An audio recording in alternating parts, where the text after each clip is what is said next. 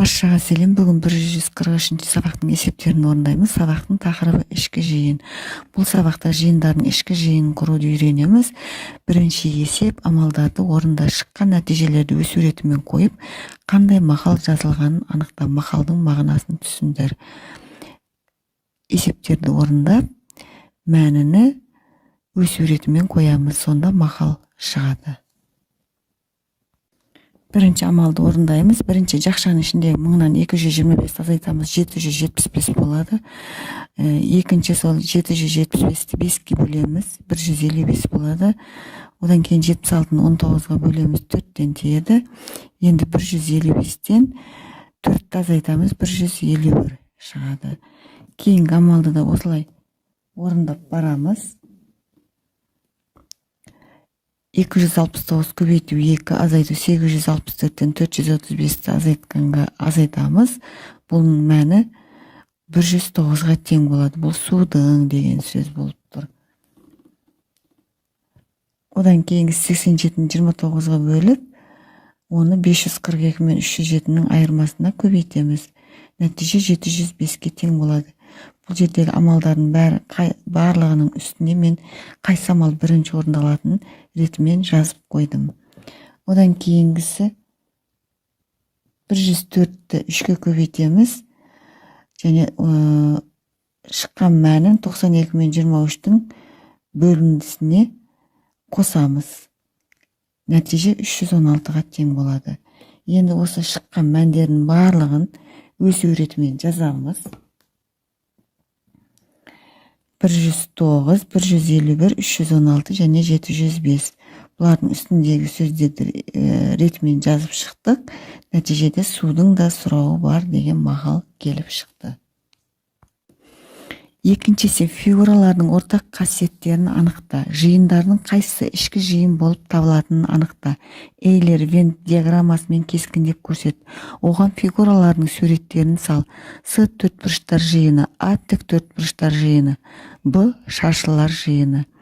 Мына жерде суретте жасыл бұл шаршы, мынау қызылмен белгіленген тік төртбұрыш. Ал мынау ромб болып тұр күлгін түсте, мына жасыл параллелограмм, ал мынау трапеция болып тұр. Бізге бұл жерде барлығы төртбұрыштар берілген, ол С жиыны. Біз Эйлер Вен диаграммасымен кескіндеп көрсететін болсақ, міне диаграммада С жиынында барлық төртбұрыштар кіреді С жиынына. Ал А тік төртбұрыштар жиыны екен, бұл жерде қызылы жаңа суретте көрсеткен қызылымыз тік төртбұрыш, міне А жиыны. Және Б шаршылар жиыны деген, ол жерде жасыл түстегі шаршы бар еді, міне ол Б жиыны болды. Енді бұл жерде А жиыны С жиынының ішкі жиыны болып табылады, ал Б жиыны да С жиынының ішкі жиыны болып табылады. Демек, С жиынының бұл жерде екі ішкі жиыны бар екен. Үшінші есеп, А жиынының элементтерінен өзің анықтаған қасиеттер бойынша бір ішкі жиын құр. Эйлер Вен диаграммасына әрбір жиынның элементтерін жаз. Екі ішкі жиын құруға бола ма дейді. Мына жерде А жиыны берілген. Бұл жерде бір таңбалы сандар да бар, екі таңбалы сандар да бар. Демек, өзіміз осылардың ішінен қандай қасиет анықтайтын болсақ, соны мына жерге А жиынның ішкі жиын ретінде жазып қоюымызға болады. Мына жерде бір жиын құрады екенбіз, ал мына жерде екі ішкі жиын құруымызға тура келеді. Демек, берілген жиындарды жазып алдық та, мына жерде А жиынында сандар жиыны деп белгіледік. А сандар жиынында мына жерде біз керекті сандарды жазып алдық. Яғни Б жиынға 3-ке бөлінетін сандар жиынын жазып шықтық. Бұл жерде 3-ке бөлінетін сандар жиыны 3, 6, 9, 12, 33-ке бөлінеді. Демек, бұл жерде Б жиыны қалған сандарды мына жаққа жазып қойсақ болады. 70, 11, 22, 50, 44. Бұлар 3-ке бөлінбейтін сандар, қалғандарын А жиынына жазып қоямыз. Міне демек бұл жерде Б жиыны А жиынының ішкі жиыны болып тұр. Яғни Б жиыны А жиынына тиісті. Біріншісі бұл. Екіншісінде мына жерге біз жаздық. А жиыны өзі бірінші тұр. Мына жерде Б жиынына 11-ге бөлінетін сандар жиынын жаздық. 11-ге бөлінетін сандар теріп жазып алдық. 11, 22, 33, 44 деп. Бұны біз Б жиыны деп есептедік. Ал екіншісіне 10-ға бөлінетін сандар жиынын жаздық. 50 және 70. Қалғандарын А жиынының өзіне жазып қойдық. Енді сонда мына Б жиыны да С жиыны да А жиынының ішкі жиыны болып тұр. Оны біз дәптерге бұлай өрнектеп жазып қоямыз. Б жиыны 11-ге бөлінетін сандар жиыны, С 10-ға бөлінетін сандар жиыны, Б Аға тиісті немесе Аның ішкі жиыны болып табылады. Мына жерде С да тиісті Аға, яғни ол да А жиынының ішкі жиыны болып табылады. Төртінші есеп. Эйлер Вен диаграммасымен кескіндеп көрсет. Оған бірнеше элементтерді жаз. N 2 таңбалы натурал сандар жиыны, А 30-дан кем 2 таңбалы натурал сандар жиыны, Б 30-ға тең және одан артық 2 таңбалы натурал сандар жиыны. Біз кез келген натурал сандарды жазып аламыз. Бұл N жиынына тиісті болады. 2 таңбалы сандар. Мына 23, 12, 16, 20, 30, 47, 64, 85 деп жазып алдық. Енді осының ішінен біз теріп жазып аламыз. А 30-дан кем 2 таңбалы натурал сандар жиыны. 30-дан кем болғандар теріп жаздық. 23, 12, 16, 20. Ал Б жиыны 30-ға тең және одан артық дейді. Демек 30, 47, 64, 85. Бұлар N жиынына ішкі жиын болып табылады. Міне оны осылай жазып қойдық мына жерде. Екеуінде ішкі жиын Эйлер Вен диаграммасымен кескіндеп көрсеттік. А жиыны N жиынына тиісті немесе ішкі жиыны, Б жиыны N жиынының ішкі жиыны немесе N жиынына тиісті. Бесінші есеп. А. 3 жиын берілген. Бірінші жиын 100-ге тең және одан кем натурал сандар жиыны. Екінші жиын 1 таңбалы натурал сандар жиыны. Үшінші жиын 2 таңбалы натурал сандар жиыны. Әрбір жиынның бірнеше элементін жаз. 100-ге тең және одан кем натурал сандар жиыны қандай түспен бейнеленген?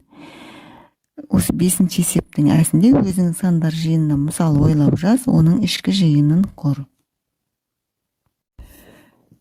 Бірінші А жиынын құрып алдық. Бұл жерде 100-ге тең және одан кем натурал сандар жиынын жазып шықтық. Яғни 100 басы 100-ден бастадық, одан кіші сандарды жазып шықтық. Және екінші жиын 1 таңбалы натурал сандар жиыны болсын дейді. Оны Б мен белгіледік. Осының ішінен теріп аламыз. 1 таңбалыларды 1, 3, 6 және 8 екен. Міне жазып қойдық.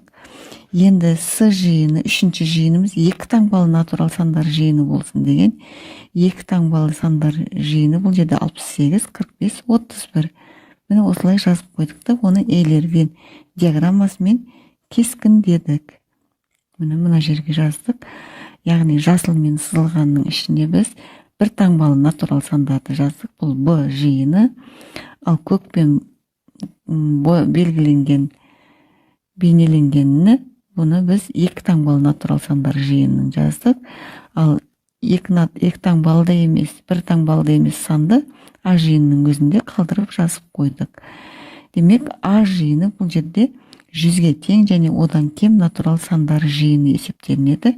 Және ол қызыл түспен бейнеленген. Міне қызыл түспен бейнеленген. Қорытындысын айтатын болсақ, бұл жерде Б жиыны А жиынына тиісті, немесе Б жиыны А жиынының ішкі жиыны болып табылады. Және С жиынында А жиынына ішкі жиын, және немесе С жиыны А жиынына тиісті болып табылады.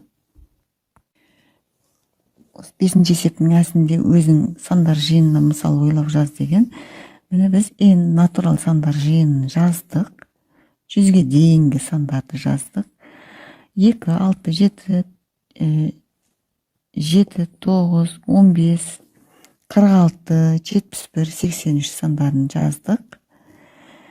Және оның ішінен бір таңбалы сандар жиынын белгілеп алдық. Оны А мен белгіледік. Бір таңбалы сандар жиынын және екі таңбалы тақ сандар жиынын белгілеп жаздық.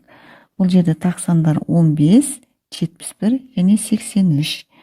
Міне осылайша жазып қойдық. Бұл екеуі де n жиынына ішкі жиын болып табылады. А жиынында, Б жиынында. Енді бұл жерде мына натурал сандардың қатарында бір сан қалып кетті. Бұл 46, оны n жиынына жазып қоямыз. Қорытындысын айтатын болсақ, А жиыны n жиынына тиісті, немесе А жиыны n жиынының ішкі жиыны. Б жиыны n жиынына тиісті, немесе Б жиыны n жиынының ішкі жиыны. Міне осылайша Эйлер-Вен диаграммасымен жазып өрнектеп қойдық. 6-ші есеп суды ластау көздерін ата. Суды ластанудан қалай қорғауға болады? Суды ластау көздері өнеркәсіптік тазартылмаған су. Міне, егер осыны орындасақ, осы шығады. Одан кейінгісі ауыл шаруашылық өндірісінің тазартылмаған суы және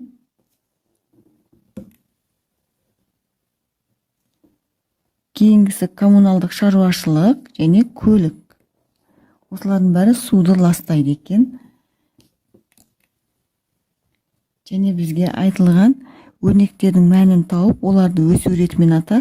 Суды ластау көздерінің ең ірісі қайсысы? Судың әрбір ластау көзіне диаграммадағы қай бөлік сәйкес келеді? Міне мына диаграммада кескінделген. Амалдарды орындадық. Міне біріншісі 327 шықты. Бұл өнеркәсіптік тазартылмаған су. Одан кейінгісі 406 шықты. Бұл коммуналдық шаруашылық. Үшіншісі ауыл шаруашылық өндіріс тазартылмаған суы, өндірістік. Бұл 877 шықты. Одан кейінгісі 216 көлік екен. Демек, суды ластау көздерінің ең азы ол көлік, ал ең көбі ауыл шаруашылық өндірісінің тазартылмаған суы екен. Енді бұларды жазып шығамыз. Өз суретімен қойып қойдық. Міне ең кішісі көлік екен. Одан кейінгісі ластайтындарының бірі бұл өнеркәсіптік тазартылмаған су екен.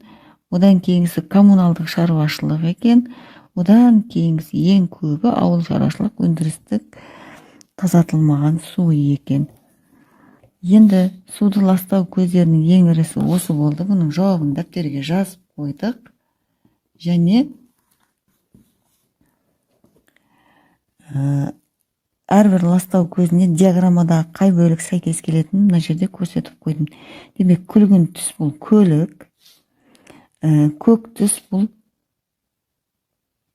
өнеркәсіптік тазартылмаған су, сары түс бұл коммуналдық шаруашылық, ең үлкен бөлігі, қызыл бөлігі бұл ауыл шаруашылық өндірісінің тазартылмаған суы 877.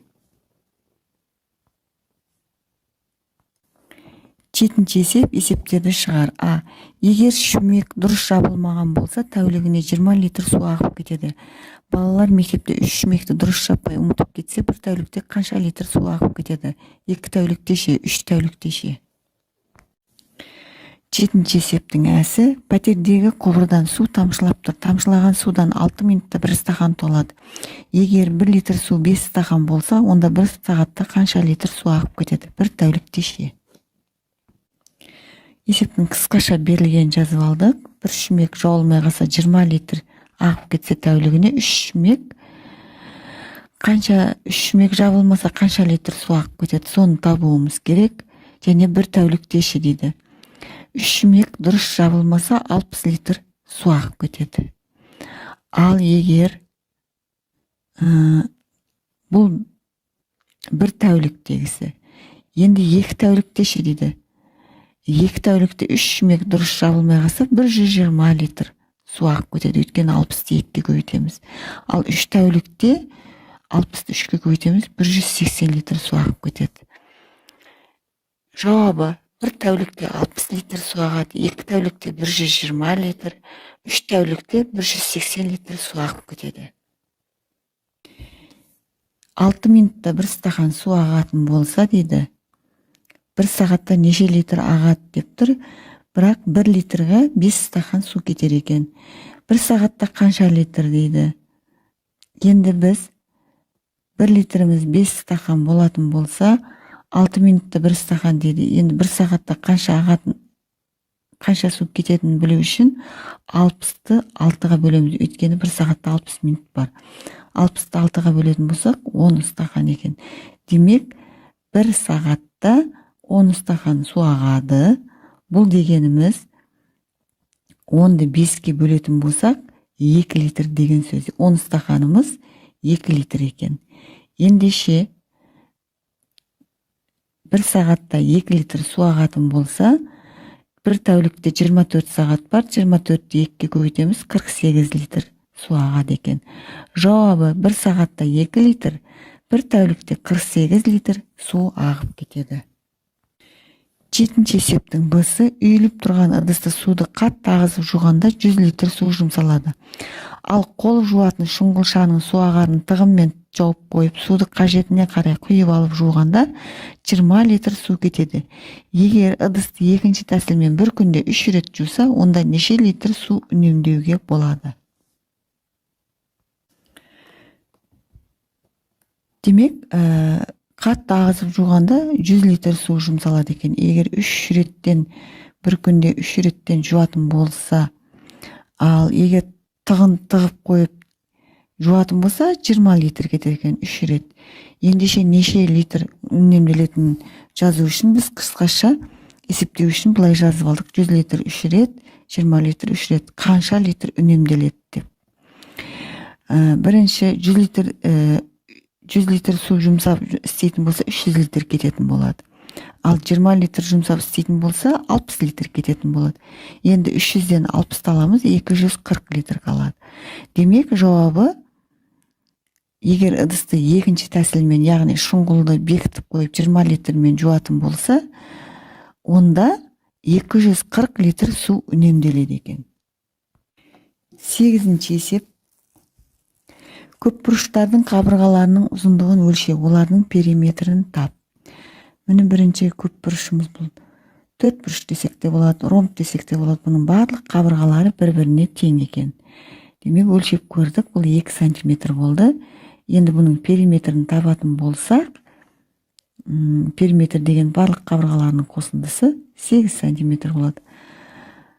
Мынауымыз 1, 2, 3, 4, 6 бұрыш болып тұр, көп бұрышымыз.